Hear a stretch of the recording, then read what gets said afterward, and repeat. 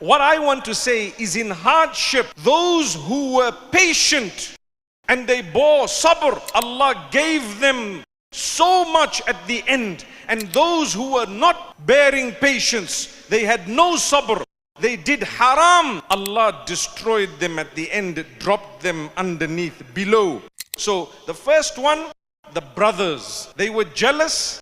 They did not want their brother to go up above them. What happened? Because of their plan, Allah raised Yusuf alayhi salam above them.